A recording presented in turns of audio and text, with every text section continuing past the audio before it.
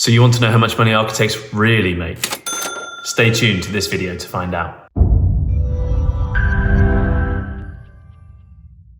Architectural salaries are a taboo subject with a general lack of transparency across the industry. Hopefully this video will help shed some light on the subject and ensure that you are equipped with the information to get fair pay in your next architectural role. All that I ask in return, if you get any value whatsoever from this video, please like and subscribe down below. Your support means that I can continue making videos on architecture and the architectural profession. Now, a few important caveats before we get into precise figures. Be wary of any information you find on architectural salaries on the internet. Almost all of it is vastly incorrect. Salary figures tend to be skewed by the absolute minority of partners and directors at leading architecture firms who can possess up to 30 years experience in industry and are at the peak of their career earning trajectory. This means that average architecture salaries quoted on the internet can often appear grossly overinflated. It is also worth remembering that all salaries are relative. So all architectural salaries found quoted on the internet are gross salaries and don't take into account the cost of living indexes in those countries. So countries have differing tax, insurance, and legal requirements, which make comparisons between them very difficult. A good example of this would be Switzerland or the US, where architects are paid more than those here in the UK. However, in Switzerland, the cost of living is much higher, and in the US, you have to pay for private medical insurance, which you don't have to here in the UK. A good rule of thumb would be the higher the cost of living index in that country, the higher the architectural salaries. In simple terms, there are 4 key variables which can affect architectural salary. The first variable which can affect architectural salary is location. So beyond the country of employment, the specific state or city can also affect potential earnings. This is due to a higher service demand in those areas and also a clustering of quote-unquote top architectural practices in major cities such as London or New York. The second variable which can affect architectural salaries is practice size. Broadly, larger practices tend to have higher salaries, although as a caveat, this does depend on the specific company. Variable number 3 is practice specialization. Now, what I mean by this is the kind of work the architectural practice undertakes will ultimately influence the salaries it can offer.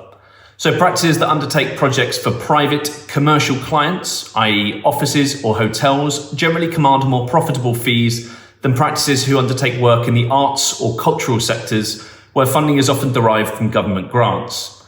True architectural specialization, and a good example of this would be stadiums, can command even higher salaries as there are fewer architectural practices or architects with the necessary expertise. And finally, variable number 4, experience of the candidate. The more experience you have, the higher salary you can command.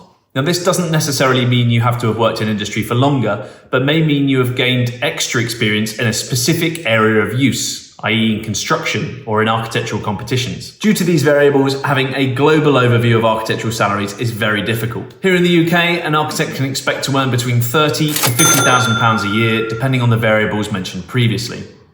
And to clarify, these figures refer to a registered architect or those who have completed their Part 1, Part 2 and Part 3 qualifications, which take 7 years as a minimum length. If you're unsure about the architectural qualification process, why not check out my dedicated video, link in the card above and down below in the description.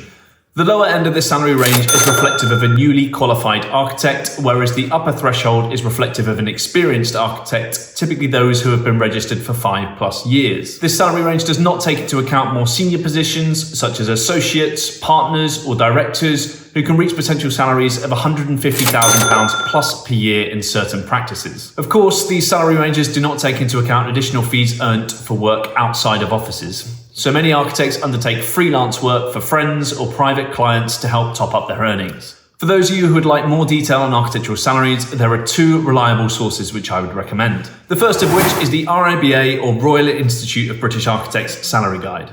This is updated annually and is easily found via Google, though is also linked down below in the description. This guide uses data from the RIBA Business Benchmarking Report, which draws on insights from nearly 4,000 chartered practices, so is a fairly reliable source of information. On the website, all salary figures shown are median averages. Unlike mean averages, this means they are virtually unaffected by any extremely high or extremely low salary outliers reported by practices, again improving the reliability of the information. The guide begins with average salaries across the whole of the UK. When starting out as a Part 1, or for those of you who completed an undergraduate architect's degree, the average median salary is £22,500 in the UK. The upper and lower quartiles show the salaries for a practice at the 1/4 and 3/4 position, And therefore there are some Part 1s that earn less than £20,000 and some who earn above £25,000. For a Part 2, or those of you who have completed a Masters of Architecture degree, the average median salary is £28,000. For newly qualified architects, the average salary is £35,000, rising up to an average of £41,500 for an experienced architect that has been qualified for 5+ years. At the very top end, an average salary for a partner or director is circa £63,000. Geographically, architecture salaries in the UK are highest in London and the South East, as is illustrated clearly by the graphical maps. If you scroll further down the guide, it breaks down average salaries further by practice size. The data trends support the earlier point that broadly, larger practices tend to have higher salaries.